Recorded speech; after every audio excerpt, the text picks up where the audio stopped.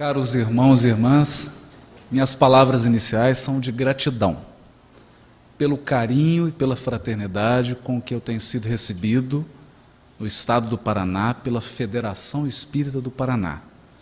E confesso que tenho ficado encantado com esse estado, agora conhecendo essa maravilhosa cidade de Ponta Grossa. É um prazer enorme estar aqui presente, sobretudo porque nos reunimos nessa noite para fazer uma reflexão em torno da abençoada doutrina espírita. E nada melhor para iniciar essa reflexão do que abordar o tema, o tríplice aspecto da doutrina espírita.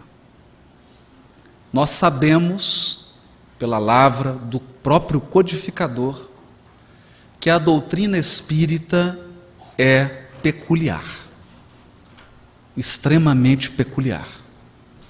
Ela apresenta características de uma ciência, características de uma filosofia e características da verdadeira religião. E é sobre isso que nós vamos refletir essa noite, pedindo ao Mestre Jesus que ampare os nossos passos, que sejamos felizes em transmitir essas reflexões com o máximo de segurança, porque afinal de contas estamos tratando da doutrina espírita. Inicialmente, nós podemos dizer que a doutrina espírita é uma ciência. Mas é preciso um certo cuidado ao refletir sobre esse tema. Hoje, aqueles que se dedicam a pensar sobre as características da ciência, sobre os requisitos para se definir um ramo do conhecimento, como científico ou não, se debatem em torno de graves problemas. Para que um saber humano, para que uma atividade humana seja catalogada como ciência, quais os pré-requisitos que ela deve satisfazer? Essa é uma reflexão atual daqueles que se dedicam à epistemologia, à filosofia da ciência. Mas e na época de Kardec? Quais características um determinado saber precisava preencher para ser chamado de ciência? Porque naquela época, vários ramos do conhecimento que hoje são chamados de ciência sequer haviam nascido. Linguística, psicologia, a própria sociologia. Na época de Kardec, então, vigorava a ideia do método indutivo. O que é isso? Os pensadores entendiam que ciência era composta de uma parte experimental e de uma parte reflexiva. O cientista, então, era aquela pessoa que observava fatos, observava fenômenos. E uma vez observados esses fenômenos, ele, por um processo indutivo, por um processo de reflexão filosófica, chegava às leis que regiam aquele fenômeno. Ele tentava explicar como que aquele fenômeno acontecia, quais os princípios que regem aquele fenômeno. E por fim, ele tentava, uma vez entendendo as causas e os efeitos daquele fenômeno, reproduzir aquele fenômeno em laboratório. Era esse o conceito, então, de ciência. Mas não é hoje. Mas esse é o conceito de ciência. O conceito hoje se aprimorou, se aperfeiçoou. Permanece ainda ideias básicas, e é isso que nós gostaríamos de mostrar. Nós então consultamos um dicionário de dois grandes teóricos da área da ciência, Hilton Japiaçu e Dário Marcondes, que falam hoje sobre o conceito atual de ciência. E dizem eles, ciência é uma forma de conhecimento. É uma forma de conhecimento que não pretende somente apropriar-se, faltou um hífenzinho ali, do real para explicá-lo de modo racional e objetivo, mas procura estabelecer entre os fenômenos observados, olha que interessante isso, entre os fenômenos observados, relações universais e necessárias, o que autoriza a previsão de resultados, efeitos, cujas causas podem ser detectadas mediante procedimento de controle experimental. É uma definição complicada, mas nós podemos resumir o seguinte: o que faz parte dessa definição? Ciência precisa de observação de fatos. Se não tiver observação metódica de fatos, não há ciência. Segundo, ciência precisa de leis para explicar causas e efeitos. Esse é o objetivo da ciência, explicar causas e efeitos. E segundo, prever resultados, reproduzir resultados. Então, é quase a mesma ideia do passado, mas com alguns detalhes. Agora, será que a doutrina espírita é ciência? Vejamos então um texto do codificador.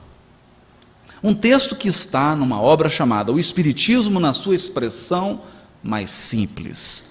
Allan Kardec diz o seguinte: assim como a ciência propriamente dita tem por objeto o estudo das leis do princípio material, o objeto especial do Espiritismo é o conhecimento das leis do princípio espiritual. Porque não há ramo da ciência sem objeto. A astrofísica estuda o cosmos, a microbiologia estuda os micro-organismos.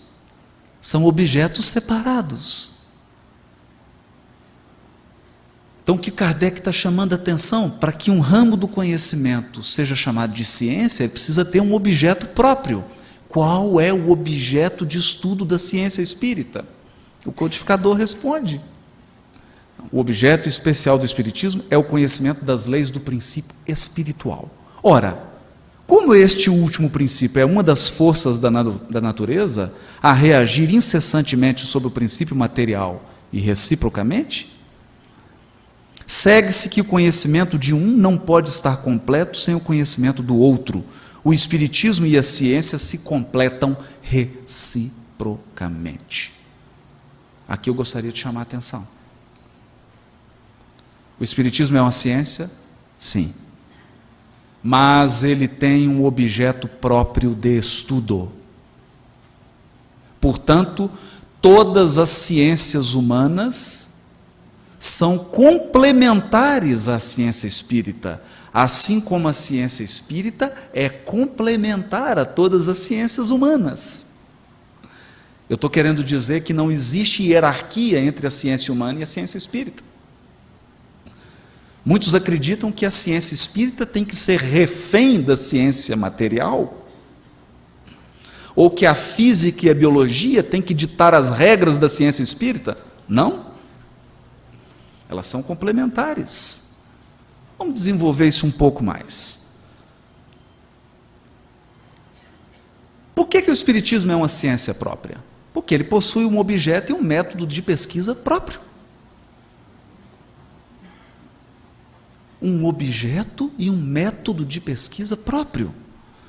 E aí diz Kardec no livro O que é o Espiritismo? Ele diz assim: o Espiritismo é uma ciência que cuida da natureza, origem e destino dos espíritos.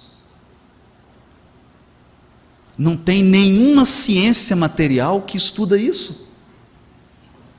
A física não estuda isso, a biologia não estuda isso, a psicologia não estuda isso. Esse é um objeto próprio da doutrina espírita. Só ela estuda isso, a natureza, a origem e destino dos espíritos, tanto quanto as relações do espírito com o mundo corporal. A doutrina espírita estuda qual a relação do espírito com a matéria. E ao estudar essa relação, ela se torna amiga de todas as outras ciências. Amiga, não escrava.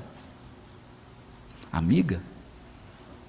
As ciências materiais trazem estudos sobre a matéria e o espiritismo alimenta as ciências com as suas conclusões acerca do mundo espiritual, dos espíritos. É um trabalho complementar. E o aspecto filosófico? Onde entra o aspecto filosófico? Nós vamos voltar um pouquinho depois nesses dois. Mais uma vez, pedimos ajuda do Japiaçu e do Marcondes, dois autores estudados nas academias, e a coisa mais difícil do mundo é definir filosofia. Por incrível que pareça, a maior dificuldade é definir o que é filosofia. Por quê? Existem tantas definições quanto o número de filósofos. Cada filósofo dá uma... Se você colocar 3 filósofos numa sala, você tem 4 definições de filosofia. Esse é um problema. O Marcondes chama atenção para isso. Ele diz assim: na filosofia contemporânea atual, encontramos assim, ainda que em diferentes correntes e perspectivas, um sentido de filosofia como investigação crítica. Investigação crítica. Tem consequências de ordem moral?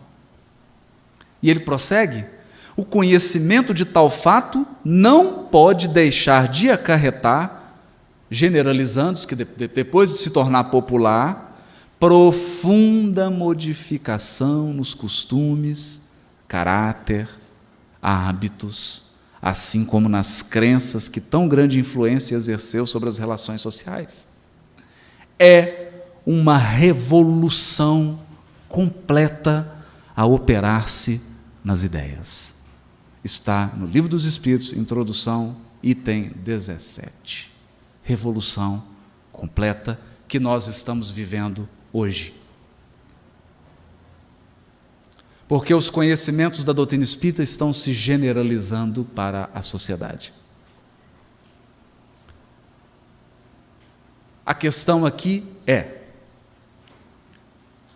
artigo de 1868, mês de dezembro, da Revista Espírita, Allan Kardec escreve o artigo com o seguinte título: a doutrina espírita é uma religião? Ponto de interrogação. E o próprio codificador responde: o vocábulo religião tem 2 acepções. Na primeira acepção, religião é uma hierarquia de sacerdotes, um conjunto de rituais e um sistema de dogmas.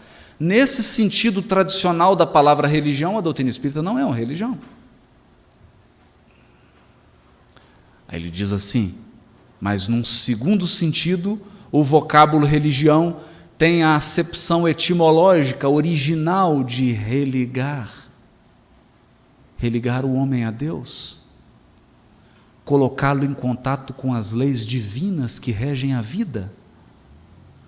Um conjunto de princípios morais. Nesse sentido, a doutrina espírita é uma religião. Então, quando alguém pergunta: o espiritismo é uma religião? É bom devolver a pergunta: o que você acha que é religião? Religião é um sacerdote, tem uma hierarquia, um sacerdote aqui, outro que manda, um conjunto de ritual, um sistema de dogma. Nesse sentido, a doutrina espírita não é uma religião. Você acha que religião é só isso? Entende? Então, nesse sentido profundo, a doutrina espírita é uma religião. E é sobre esse aspecto que nós gostaríamos de falar mais profundamente essa noite.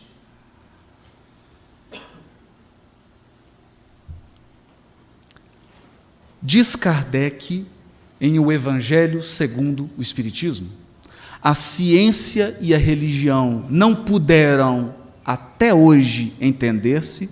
Por quê? Porque encarando cada uma as coisas do seu ponto de vista exclusivo, reciprocamente se repelem, se repeliam. Faltava com que encher o vazio que as separava, um traço de união que as aproximasse. Esse traço de união está no conhecimento das leis que regem o universo espiritual. Conhecimento das leis que regem o universo espiritual e suas relações com o mundo corpóreo. Leis tão imutáveis quanto as que regem o movimento dos astros e a existência dos seres. É esse vazio que a peculiar doutrina espírita veio preencher. Pela primeira vez na história da humanidade, uma religião é capaz de dialogar em igualdade de condições com a ciência. Por quê? Porque o aspecto religioso do Espiritismo se funda na fé raciocinada, se funda num conjunto de observações e de reflexões, como nós falamos antes.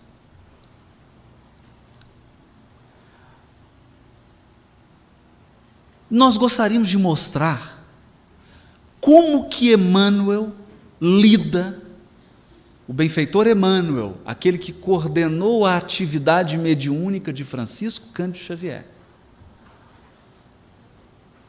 O espírito que dirigiu a pleiade de outros espíritos que se manifestaram através de Francisco Cândido Xavier. O maestro da mediunidade de Chico Xavier. Como que ele lida com os três aspectos da doutrina espírita. Mas antes, um pouquinho, eu gostaria de dizer uma coisa. Quando Allan Kardec percebeu que a doutrina espírita tinha consequências morais, que não era apenas uma ciência, apenas uma filosofia, que era uma religião no sentido de religar o homem a Deus, no sentido de conjunto de leis morais universais, código de ética espiritual, código de moral universal. Quando ele percebeu isso, ele fez uma pergunta intrigante aos espíritos. Porque quando nós falamos de moral, não adianta vir com teoria. Moral é prática. Moral é conduta humana. E quando eu falo de conduta humana, nós raciocinamos em cima de modelos de conduta. Então Kardec faz a genial pergunta 625. Qual o tipo mais perfeito que Deus tem oferecido aos homens para servir de guia moral e de modelo de conduta? Qual o tipo mais perfeito? Ele não perguntou qual o tipo bom, qual o tipo ótimo, não. Porque nós podemos citar vários modelos ótimos de conduta. Gandhi, Buda, Madre Teresa de Calcutá, o próprio Chico Xavier. São modelos de conduta que nós apreciamos. E quantos Sócrates, e quantos vultos da humanidade se transformaram em modelos de conduta? Porque quando você pensa em moral, você tem que olhar para alguém e observar como ele age. Como ele age. Mas Kardec perguntou, qual o tipo mais perfeito? E os espíritos responderam, Jesus. Jesus. Kardec então deve ter pensado, então, a religião espírita tem laços profundos com o cristianismo. Sim. Sim, tem laços profundos. Qual o modelo de conduta do espírita? Jesus. Bom, onde eu encontro informações sobre Jesus? Nos Evangelhos? No Novo Testamento? E ele deve ter pensado assim: mas eu estou numa situação difícil agora, porque existe a corrente da Igreja Católica, que também é cristã, existe a corrente protestante, que também é cristã, existe a Igreja Oriental Ortodoxa, que também é cristã, e existem tantas correntes de cristianismo. E agora eu estou numa situação difícil, porque eu observei fenômenos, cheguei a leis universais, e essas correntes cristãs não sabem que a alma é imortal, não sabem que a alma reencarna. Então, deve ter se desenhado à frente de Kardec o trabalho gigantesco que o esperava. Ele teria que reinterpretar todo o cristianismo à luz da ciência e da filosofia espírita. Livro dos Espíritos, 1857, 58, 59, 60, 61, 62, 63, 64. 7 anos de reflexão. 7 anos de meditação do codificador em cima do Novo Testamento. Consulta aos espíritos que o orientavam. Como que eu entendo isso? Eu estou lendo isso no Evangelho e não estou entendendo. E os espíritos esclareciam. Até que em 1864 ele publica a obra O Evangelho segundo o Espiritismo. Uma leitura do Evangelho à luz da doutrina espírita, que é uma leitura ímpar, sem igual. É um acontecimento histórico. É uma perspectiva absolutamente nova. Emmanuel, então, sabedor dessas características, sabedor de que o Espiritismo é a revivescência do cristianismo. O Espiritismo é o cristianismo redivivo. Trabalha como?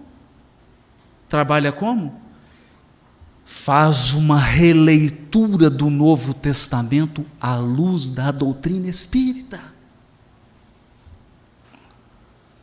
Então, vejamos algumas passagens. Mateus capítulo 13, versículo 3, e falou-lhes muitas coisas por parábola, dizendo: eis que o semeador saiu a semear. Que semeador é esse? Parábola do trigo e do joio. Mateus capítulo 13, versículo 24.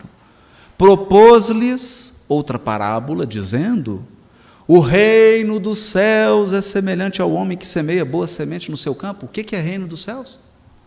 O que é reino dos céus? À luz da doutrina espírita. O que é semeador? Parábola do grão de mostarda, Mateus capítulo 13, versículo 31. Outra parábola lhes propôs, dizendo: o reino dos céus, de novo, é semelhante a um grão, uma semente de mostarda, que um homem, pegando desse grão, semeou no seu campo. Pois bem, nós temos várias palavras aqui: semeador, reino dos céus, grão, semente, campo. O que é isso à luz da doutrina espírita? Qual a contribuição que a doutrina espírita tem para nós compreendermos isso? Semeador. Livro Pão Nosso, capítulo 3, Emmanuel diz assim: é necessário, pois, que o discípulo sincero tome lições com o divino cultivador. Se referindo a Jesus, divino cultivador, coloca Jesus como esse semeador. Bom, se Jesus é um dos semeadores, o que ele semeia? Vamos pensar um pouquinho mais. Reino dos céus, o que é reino dos céus? Caminho, Verdade e Vida, capítulo 107, o reino de Deus, porém, divino e imortal, escapa naturalmente à visão dos humanos. Então, o reino dos céus é algo que escapa à visão dos humanos, e aqui nessa passagem ele está comentando o versículo em que Jesus diz: o reino dos céus não vem com aparências exteriores. E Emmanuel diz assim: tudo o que o olho humano é capaz de enxergar está morrendo ou está morto. Vamos pensar nisso. Eu estou olhando aqui para o meu corpo, ele vai morrer. Eu estou olhando para essa mesa, ela vai acabar. Eu estou olhando para essa construção, ela vai acabar. Tudo o que os olhos da carne podem ver, ou está morrendo, ou vai morrer, ou já morreu. Então, o reino de Deus, é isso que ele está dizendo, não pode ser visto com os olhos da carne. Por quê? Porque ele não é material, ele é divino e imortal. Isso é uma perspectiva inovadora, só a doutrina espírita oferece.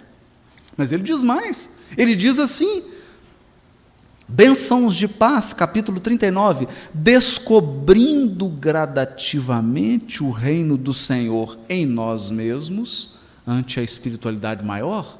Então aqui Emmanuel está trabalhando um outro ângulo, ele está dizendo que o reino de Deus é espiritual, mas está dentro de nós também. O reino de Deus é algo que se constrói dentro de nós, não fora. Mas ele trabalha mais.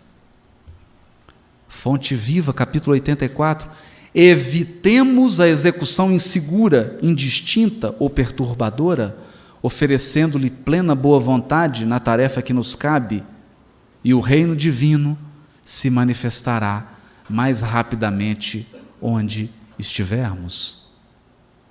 Então, toda vez que uma criatura edifica o reino de Deus dentro dela, onde ela estiver, ela leva o reino de Deus com ela. É isso que ele está dizendo. É um outro ângulo. Mais um. Fonte Viva, capítulo 15. Seremos admitidos ao aprendizado do Evangelho, cultivando o reino de Deus, que começa na vida íntima. Porque o dia que o reino de Deus estiver edificado em todos nós, a terra será um reino de Deus. Porque a terra é reflexo da intimidade dos seres humanos que nela habitam. Se todos os seres humanos estiverem evangelizados, a terra será nova, será um reflexo dessa mudança. É isso que ele está dizendo. E por fim, Pão Nosso, capítulo 81, inicia-se, desenvolve-se e consolida-se em resplendores eternos no imo do coração. Está falando do reino de Deus. Que abordagem extraordinária! Feita como? Feita com as luzes da doutrina espírita. Olha como que o Evangelho cresce. Como que ele se torna compreensível para todos nós. Grão de semente, passando. A lição do Evangelho é semente viva.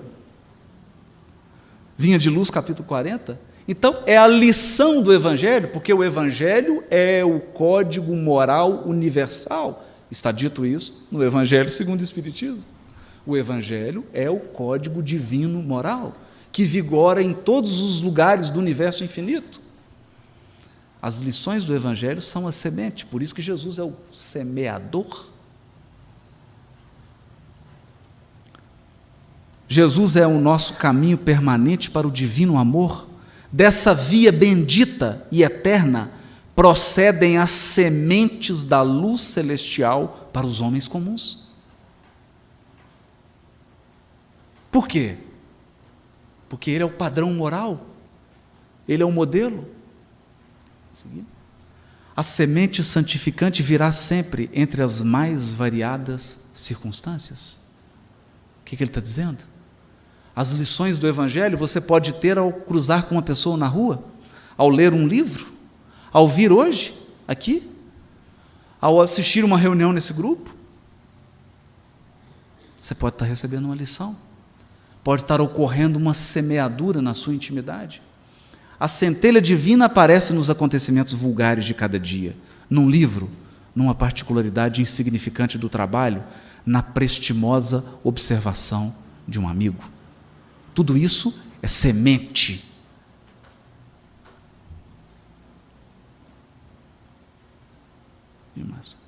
Campo, pode ir um pouquinho mais rápido, mas só para... O que é o campo? O terreno de teu coração. Se o semeador é Jesus, se a semente é a lição do Evangelho, o campo é o nosso coração. Porque não existe conduta moral que não passe pelo sentimento.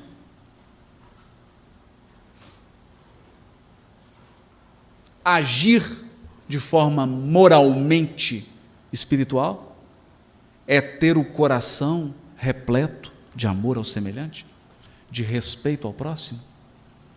Então o campo é o coração. O campo do Cristo é região de atividade incessante e intensa. Então aqui nós aprendemos que o campo também é a terra. Todos os lugares que nós frequentamos e atuamos é um campo e espera de nós uma sementeira feliz. O coração humano é receptivo tanto quanto a terra.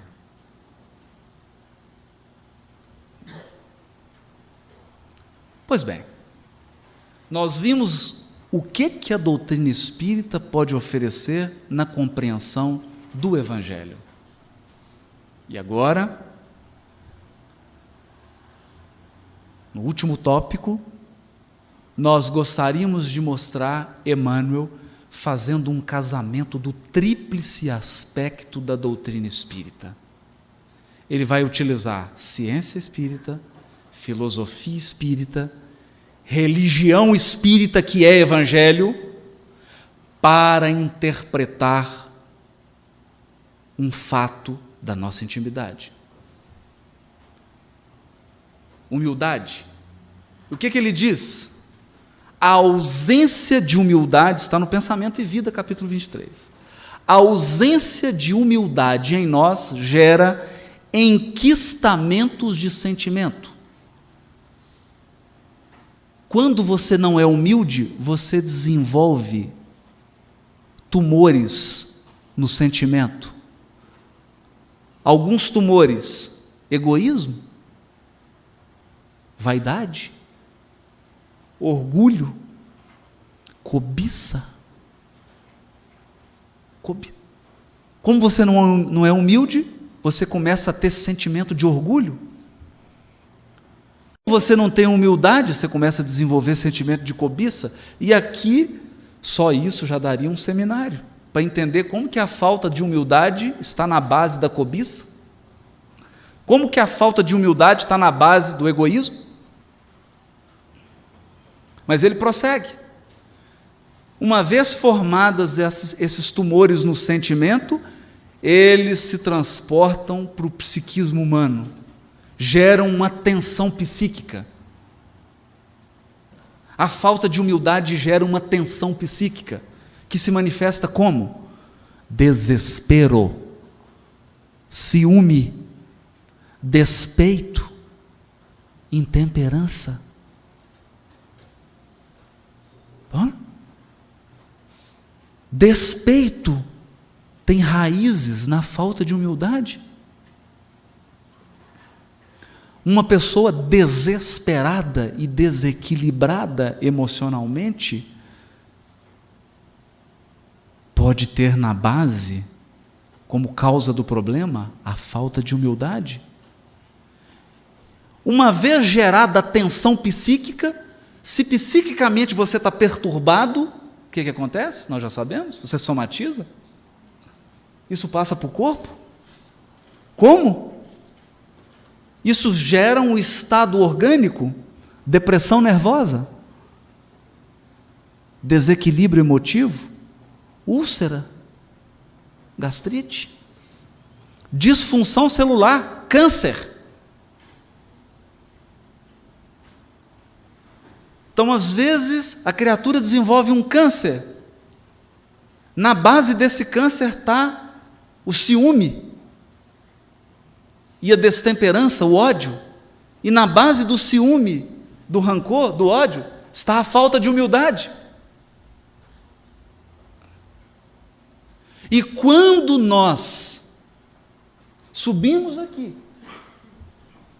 e dizemos para as pessoas: eu vim falar de evangelho,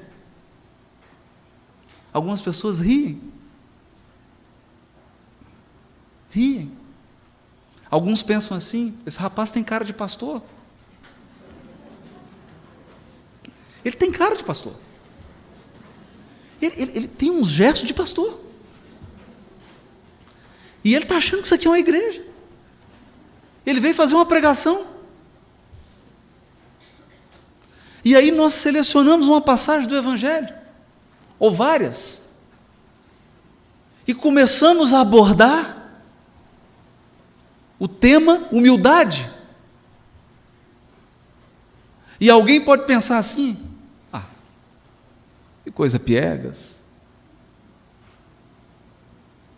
que religiosismo, estou sentindo até um cheiro de sacristia.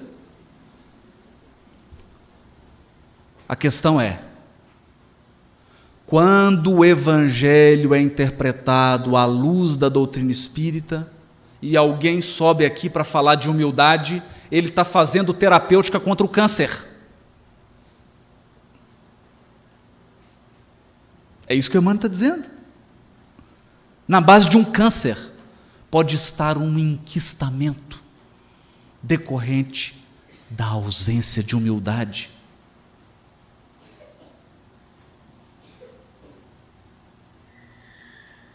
No hospital psiquiátrico de Curitiba, que eu visitei hoje, fiquei encantado. Quantas pessoas estão lá em tratamento? Perturbadas, desorganizadas mentalmente.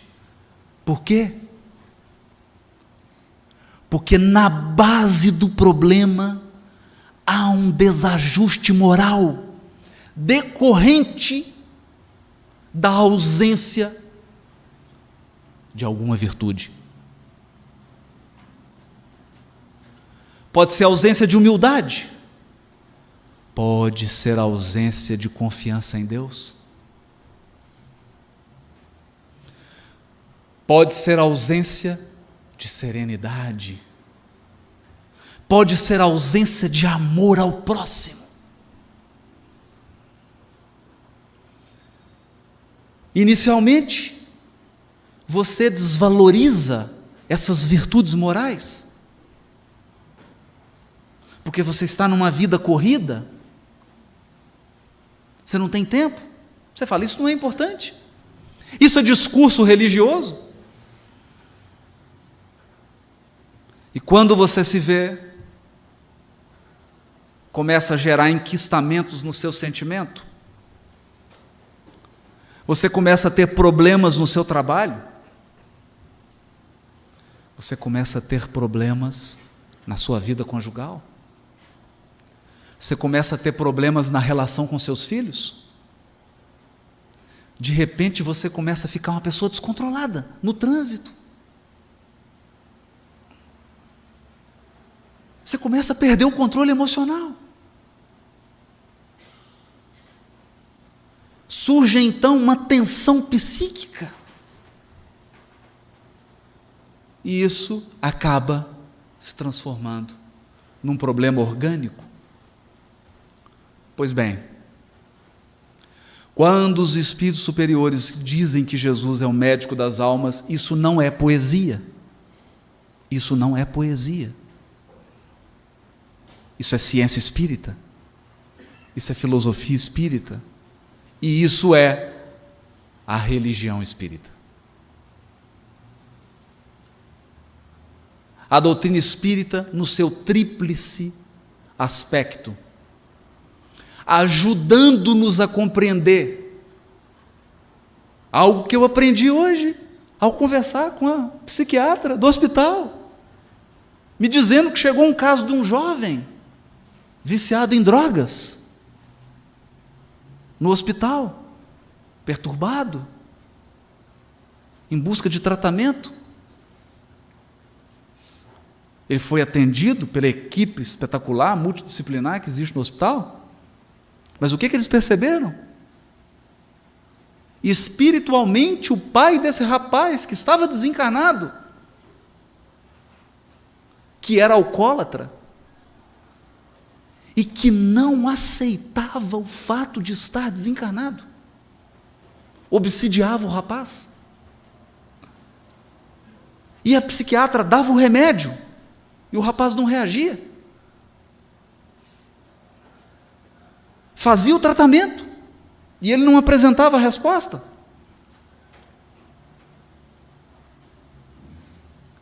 Descobriram que na origem havia um caso de obsessão, e o que fizeram? Tem algum remédio para a obsessão? Não. Uma pílula? Não. Sabe o que fizeram? Uma reunião de desobsessão. O desencarnado foi evangelizado. Foi chamado a refletir sobre as leis morais eternas que regem os nossos destinos. Existem leis morais imutáveis. Todas as vezes que essas leis são desobedecidas, isso gera consequências desastrosas para a nossa vida e para o nosso destino. Ninguém desobedece à lei divina impunemente. E esse companheiro desencarnado, com todo o carinho dos orientadores do hospital, foi levado a refletir sobre essas leis morais que nos regem. Isso é religião espírita. Isso é evangelho à luz da doutrina espírita. Eu desejo a todos que Jesus possa representar esse farol, não um símbolo para ser adorado, não uma imagem para ser venerada, mas que Jesus seja visto como um amigo que orienta, que caminha conosco, que nos guia, que representa um modelo. Quando você for tomar uma decisão, você olha para o lado e conversa com ele, né? O que você faria? Se você estivesse aqui, qual seria a sua atitude? No meu lugar? Um conselheiro. Porque para a doutrina espírita, Jesus é o guia e modelo da humanidade, governador espiritual do orbe. Deus abençoe a todos nós. Muito obrigado. Boa noite para todos.